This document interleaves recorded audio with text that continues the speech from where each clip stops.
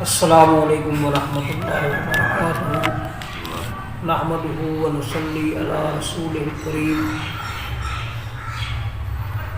اما بعد فاعوذ باللہ السمیع العلیم من الشیطان الرجیم، بسم اللہ الرحمن الرحیم۔ قال اللہ تبارک و تعالی فی القرآن المجید والفرقان الحمید، وقوموا للہ قانتین۔ معزز سامعین، جیسا کہ آپ کو معلوم ہے کہ نماز کے طریقوں اور اس کی سنتوں کے حوالے سے ہم آپ سے مخاطب ہوتے ہیں، اور کل اس مسئلے کا بیان ہوا تھا کہ نبی کریم صلی اللہ تعالی علیہ وسلم کس موقع پر ہاتھوں کو اٹھایا کرتے تھے، کن کن مواقع پر ہاتھ کو اٹھایا کرتے تھے، ہاتھوں کو اٹھایا کرتے تھے، اور یہ عمل آپ صلی اللہ تعالی علیہ وسلم سے کس طرح ثابت ہے۔ اب ہاتھوں کو اٹھانے کے بعد ان کو باندھنے کا جو مسئلہ ہے، اس مسئلے کے بارے میں ہمیں اس بات کی تلاش میں رہنا چاہیے کہ آپ صلی اللہ تعالی علیہ وسلم ہاتھ نماز کے اندر کہاں باندھتے تھے۔ یہ بھی مختلف فی مسئلہ ہے۔ امت کا ایک بڑا طبقہ ایسا ہے جو کہ زیر ناف ہاتھ باندھتا ہے، یعنی وہ ناف کے نیچے ہاتھ باندھتے ہیں، اور ایک طبقہ ایسا ہے جو کہ بالکل ناف کے اوپر باندھتے ہیں، اور ایک طبقہ ایسا ہے جو سینے پر ہاتھ باندھتا ہے۔ تو اس حوالے سے ہمیں یہ بات جانچنی چاہیے کہ آپ صلی اللہ تعالیٰ علیہ وسلم سے صحیح طور پر کیا ثابت ہے۔ اس کے بعد یہ الگ بات ہے کہ اس مسئلے کو اتنی اس میں شدت اختیار کرنی چاہیے یا نہیں کرنی چاہیے۔ کسی بھی مسئلے میں شدت کو اختیار کرنی ہی نہیں چاہیے، بس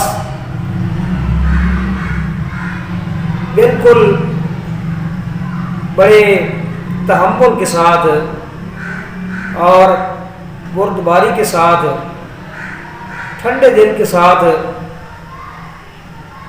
اگر میں نے جو طریقہ منتخب کیا ہوا ہے حدیث رسول صلی اللہ تعالی علیہ وسلم کی روشنی میں، اگر کسی دوسرے بھائی کی وہ تحقیق نہیں ہے اور وہ طریقہ اس تک نہیں پہنچا تو اس کو سمجھا دینا چاہیے۔ بس اس میں لڑائی والی بات نہیں ہے، اور اس بنیاد پر ایک دوسرے پر فتوے لگانے کی بھی کوئی ضرورت نہیں ہے۔ میں نے ادھر دیکھا ہے مسجد حرام کے اندر اور مسجد نبوی کے اندر کوئی جس طریقے سے بھی نماز پڑھ رہا ہے، کوئی بندہ ان کو ٹوکتا نہیں ہے، اور یہ شدت میرا مقصد یہ ہے کہ یہ شدت جو ہمارے ہاں پائی جاتی ہے، یہ شدت وہاں نظر نہیں آئی، بلکہ مسجد حرام کے اندر میں نے ایک وہاں کے مکہ المکرمہ کے عالم کے ساتھ نماز پڑھی، اور نماز پڑھنے کے بعد ان کے ساتھ گفتگو ہوئی، تو میں نے ان سے سوال کیا، رأیت المؤذنین فی المسجد نبوی احدہم المالکی वसानीहुम अल-हनफी। मैंने मस्जिद नबवी के अंदर 2 मुअज्जिन देखे हैं अजान पढ़ने वाले, उनमें से एक मालकी है और दूसरा उनमें से हनफी था। बल्कि वो जो नौजवान मस्जिद नबवी में नमाज अजान पढ़ता है, नौजवान उन मुअज्जिनों में से जो है ना वो उम्र में सबसे कम है, नौजवान बड़ी खूबसूरत आवाज़ में अजान पढ़ता है, वो मसलकन हनफी था। तो मैंने उनसे ये पूछा तो उन्होंने कहा लैसा फी हरज कुल्लुहुम अहल सुन्ना, इसमें कोई हर्ज नहीं है, सब के सब ही अहल सुन्नत हैं। आप इतना कह सकते हैं कि किसी बंदे का अमल जो है वो उसकी तहकीक के बाद अगर वो ऐसा अमल कर रहा है कि जो अमल सही तौर पर नबी करीम सल्लल्लाहु ताला अलैहि वसल्लम से साबित है, तो वो जो है वो इस अमल करने के हवाले से वो औला दर्जे का सवाब उसको मिलेगा, उसको ज़्यादा सवाब मिलेगा।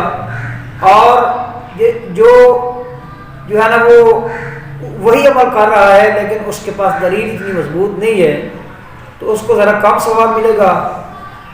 सवाब में आप जो है ना वो फ़र्क कह सकते हैं, फतवा लगाने की ज़रूरत नहीं है। रही ये बात कि नबी करीम सल्लल्लाहु ताला अलैहि वसल्लम से इस हवाले से क्या साबित है, तो सही इब्न खुज़ैमा हदीस की किताब, मुस्नद अहमद और अस-सुनन अल-कुबरा लिल-बहकी, इन 3 किताबों के अंदर इन 3 किताबों के अंदर 3 रिवायतें आई हैं जो ये बात हमारे लिए वाज़ेह करती हैं।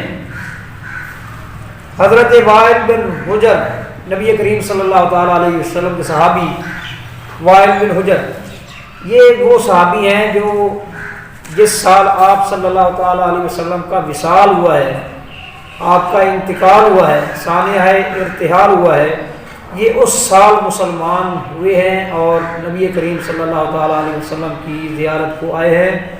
2 मरतबा आए हैं, एक मरतबा उस साल की इब्तिदा में और एक मरतबा उस साल के अखीर में, जिसके बाद आप अलैहिस्सलातु वस्सलाम दुनिया से तशरीफ़ ले गए।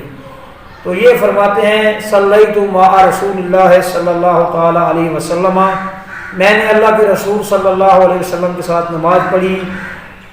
ववाज़अ यदहुल युमना अला यादि अलल युसरा अला सदरिही, नबी करीम सल्लल्लाहु ताला अलैहि वसल्लम ने अपना दायां हाथ बाएं हाथ के ऊपर रखा और आपने हाथ जो है वो सीने पर बांधे।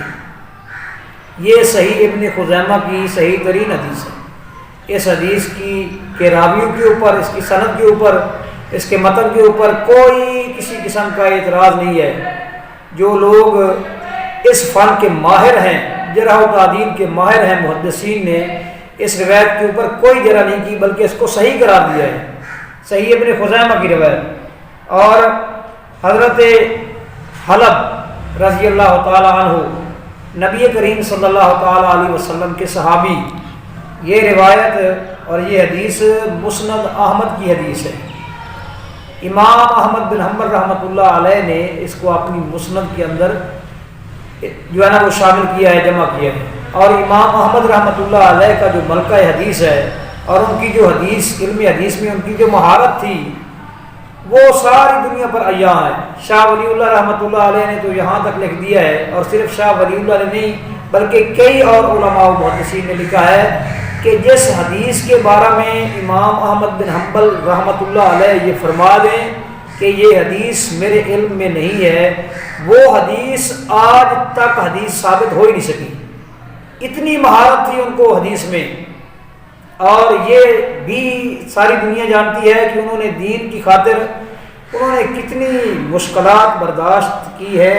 21 साल जेल बर्दाश्त की है उन्होंने, और जो कोड़े उनको लगते रहे हैं उनके बारे में ख्याल ये किया जाता है कि अगर वो कोड़े किसी हाथी की पुष्ट पर बरसते तो हाथी जवाब दे जाता।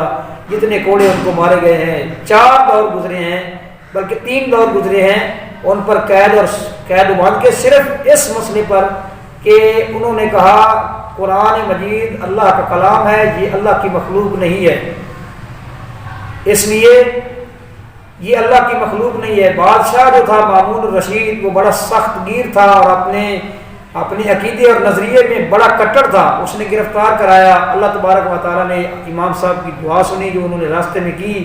مامون الرشید ان کے دربار میں پہنچنے سے پہلے ہی مر گیا، فوت ہو گیا۔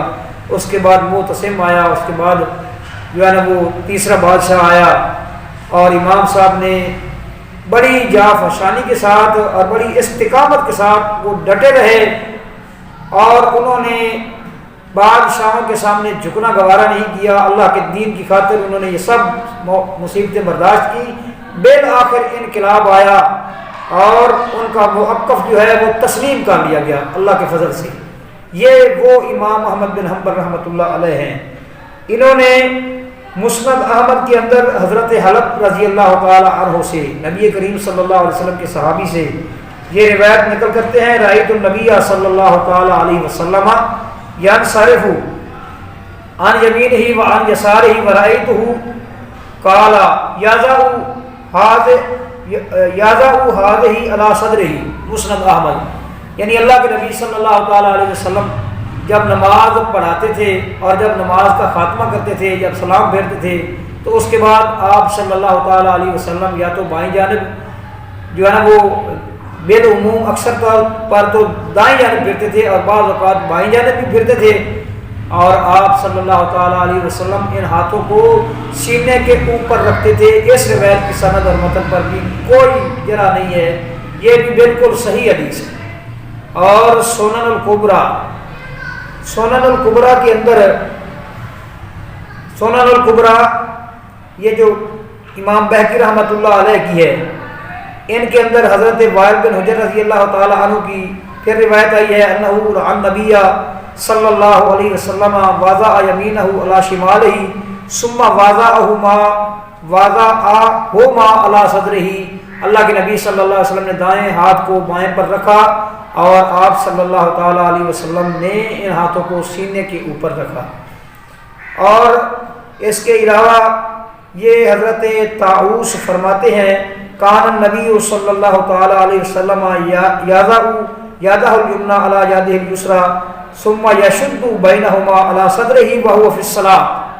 یہ حدیث جو ہے یہ کتاب الصلاۃ ابو داود کے اندر ہے، ابو داود کے اندر آپ صلی اللہ تعالی علیہ وسلم جو ہے وہ ہاتھوں بینہما یشد بینہما، ہاتھوں کے درمیان سختی پیدا کرتے، یعنی ایک ہاتھ کے ساتھ دوسرے ہاتھ کو پکڑتے، علی صدرہ اپنے سینے پر، وہو فی الصلاۃ اور آپ نماز میں ہوتے تھے۔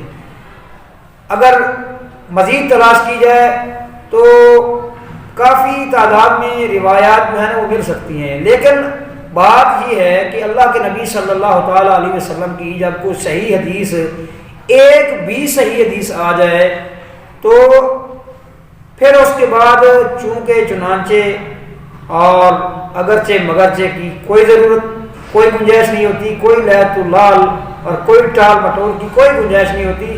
آپ صلی اللہ علیہ وسلم کا عمل آ گیا، بس اسی پر مسلمان کی، مومن کی تشنگی جو ہے وہ پیاس تو اس کی ہوتی ہے، اس حوالے سے وہ ختم ہو جاتی ہے۔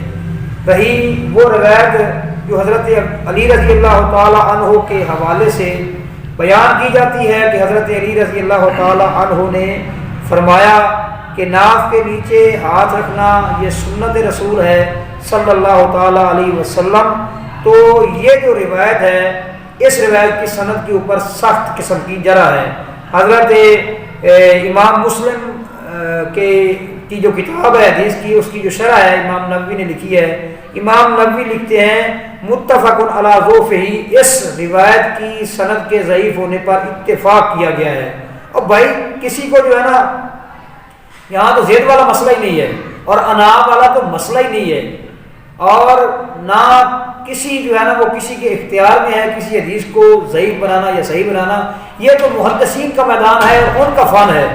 انہوں نے کسی روایت کو اس پر پوری جو ہے نا وہ توجہ کر کے اس کے بارے میں پوری اپنی تلاش جو ہے، اس پوری تلاش اور تحقیق کے بعد انہوں نے یہ بات ثابت کی ہے کہ فلاں روایت سندن ضعیف ہے تو وہ ضعیف ہے، اور جو سندن جو ہے نا ضعیف صحیح نہیں ہے جو صحیح نہیں ہے وہ صحیح نہیں ہے اور جو صحیح ہے وہ صحیح ہے.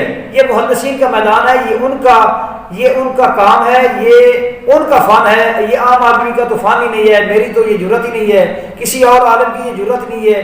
یہ فقط ان کا فن ہے، انہی کو زیب دیتا ہے.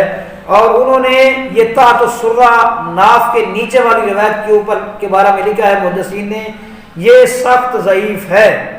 بلکہ یہ جو روایت ہے علامہ ابن نجیم حنفی رحمۃ اللہ علیہ البحر الرائق میں یہ جو کنز الدقائق کی شرح ہے اس کے اندر لکھتے ہیں صفحہ نمبر 320 کے اوپر، نماز میں ہاتھ باندھنے کی جگہ متعین کرنے والی کوئی بھی حدیث صحیح ثابت نہیں ہے سوائے ابن خزیمہ کی روایت کے. امام ابن خزیمہ رحمۃ اللہ علیہ نے جو روایت کی ہے وہ کہتے ہیں کہ ان کے علاوہ باقی سب روایتیں سندن ضعیف ہیں. یہ ان کی تحقیق ہے. لیکن صحیح ابن خزیمہ کی روایت جو ہے اس کو انہوں نے تسلیم کر لیا ہے، اور وہ صحیح ابن خزیمہ کی روایت میں سینے کے اوپر ہاتھ باندھنے کا تذکرہ ہے، تحت السرہ کا اس میں تذکرہ ہی نہیں ہے. اس لیے میرے بھائیوں جب ہم تک یہ بات پہنچ گئی کہ نبی کریم صلی اللہ تعالیٰ علیہ وسلم کا یہ عمل اس طریقے سے آپ نے اس کو اختیار کیا، تو پھر ہمارے لیے ہر مسلمان جو ہے، ہر مومن، اگر کوئی بیچارہ اس کو علم نہ ہو، پتہ نہ ہو تو یہ الگ بات ہے، ورنہ کوئی مومن مسلمان ایسا کر نہیں سکتا کہ اس کو صحیح بات کا پتہ چل جائے کہ اللہ کے نبی نے اس طرح کیا ہے اور پھر وہ اس سے دور ہو جائے یا باز رہے اس سے. یہ نہیں ہو سکتا. اللہ سے دعا ہے کہ اللہ تعالیٰ ہمیں جو ہے نا وہ ضد اور انا سے ہٹ کر ہمیں نبی کریم صلی اللہ تعالیٰ علیہ وسلم کے جو عمل ہیں، جو آپ کی سنتے ہیں، جو آپ کے طریقے ہیں، ان طریقوں اور ان عملوں کے اوپر عمل کرنے کی توفیق عنایت فرمائے. وما علینا الا البلاغ.